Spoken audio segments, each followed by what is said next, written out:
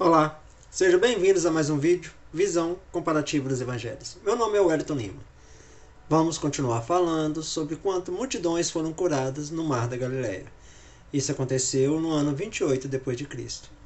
Vimos no vídeo anterior a parte 1 desse relato, que está registrado em Lucas capítulo 6, versículo 17 a 19. Agora, nessa segunda parte, nós vamos ver o que está registrado em Marcos capítulo 3, versículos 7 a 12. E no próximo vídeo veremos o que está registrado em Mateus, capítulo 12, versículo 15 a 21. Vamos lá? Marcos, capítulo 3, versículo 7. E Jesus retirou-se com seus discípulos para o mar. E seguiu uma grande multidão da Galileia, da Judéia, para o mar da Galileia, ou para as regiões solitárias que cercavam o mar, onde Jesus poderia estar na obscuridade e evitar os desígnios contra a vida dele, pois vimos no versículo anterior o que foi registrado por Marcos, ou seja, versículo 6. Assim que os fariseus saíram, tiveram reunião com os herodianos contra ele, para combinarem sobre como o matariam. Seu tempo ainda não havia chegado, e Jesus cuidou prudentemente de sua vida, mostrando assim que não precisamos nos arriscar desnecessariamente. Judéia, a divisão sul da terra da Palestina. Versículo 8. De Jerusalém, da Idumeia, da além do Jordão, e das proximidades de Tiro e de Sidom, uma grande multidão, tendo ouvido quão grandes coisas fazia, vieram a ele. Jerusalém. Jerusalém estava na Judéia. É mencionada particularmente para mostrar que não apenas vieram as pessoas do interior, mas também muitas da capital, o lugar da riqueza, da honra e do poder. Idumeia. Compreendia não apenas a antiga possessão dos edomitas, mas também as partes sul da Judéia. A palavra Idumeia é uma palavra grega feita do hebraico Edom. Após o tempo de Jesus, toda a Judéia às vezes era chamada de Idumeia, pelos gregos e pelos romanos, que nomeava até os próprios judeus de idumaianos, do país que possuíam. Durante o cativeiro babilônico, os edomitas se espalharam pelo país da Judéia e ocuparam uma parte considerável do sul da Palestina. Eles, no entanto, se submeteram ao rito da circuncisão e foram incorporados aos judeus. Deles brotou Herodes o Grande. Da além do Jordão. A região situada a leste do Rio Jordão, a Pérea.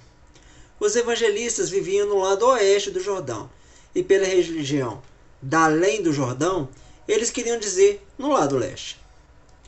Tiro e Sidom.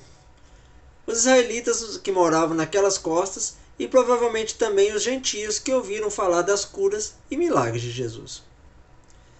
Versículo 9. E disse aos seus discípulos que um barquinho ficasse continuamente perto dele, por causa das multidões, para que não o apertassem. Um barquinho. Provavelmente era um pequeno barco que pertencia aos discípulos, no qual Jesus podia sair da praia e ensinar o povo sem ser pressionado por eles. Por causa das multidões.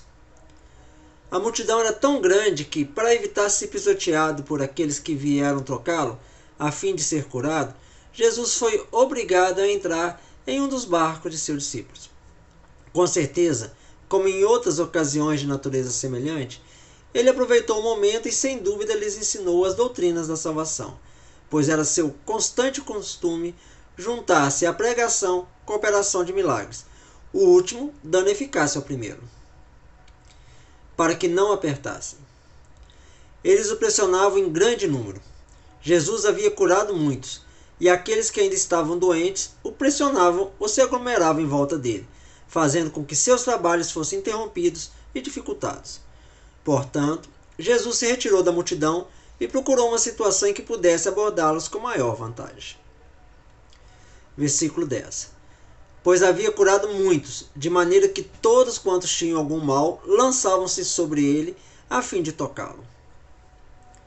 Estes doentes avançaram sobre Jesus, pela ansiedade de ter suas doenças espirituais e corporais imediatamente removidas. A frase expressa isso fortemente. Eles estavam ao ponto de lutar um contra o outro, de forma que os mais próximos de Jesus mal podiam suportar, sendo pressionados pelos que estavam atrás. Versículo 11. E os espíritos imundos, quando vinham, prostravam-se diante dele e exclamavam: Tu és o Filho de Deus. Espírito imundo. Pessoas que possuem espíritos malignos. A circunstância aqui mencionada demonstra a existência de espíritos malignos. Se essas pessoas eram meramente doentes ou perturbadas, é estranho que elas sejam dotadas de conhecimento muito superiores ao da saúde. Se eles estavam sob a influência de uma ordem de espírito superior ao homem, cuja habitação apropriada estava em outro mundo, não é estranho que eles conheçam a Jesus, mesmo no meio da sua pobreza, como o Messias, o Filho de Deus. Prostravam-se, não os espíritos, mas as pessoas por eles controladas, involuntariamente confessando que Jesus era Senhor. Tu és o Filho de Deus. Nesse lugar é equivalente ao Messias, que era, entre os judeus, chamado Filho de Deus. Cristo não precisava do reconhecimento dos seus inimigos. Porém, o autor desse evangelho relata que até eles reconheciam quem era Jesus. Versículo 12. Mas Jesus o repreendia muito, para que não manifestassem quem ele era. Estes receberam ordens de não fazê-lo conhecido, porque Jesus não desejava que se vislumbrasse no exterior que ele alegava ser o Messias. Jesus ainda não havia feito o que desejava para estabelecer suas pretensões como Messias. Ele era pobre e desonrado, e a alegação seria tratada como a de um impostor. Por enquanto, portanto, Jesus não desejava que fosse proclamado no exterior que ele era o Messias. Nem estes eram os arautos adequados. O que chama a atenção aqui? Uma grande multidão, tendo ouvido quão grandes coisas fazia, vieram a ele. Da imensa multidão que seguiu Jesus, nem todos se uniram puramente por curiosidade. Muitos vieram meramente para ser curados de suas doenças e enfermidades.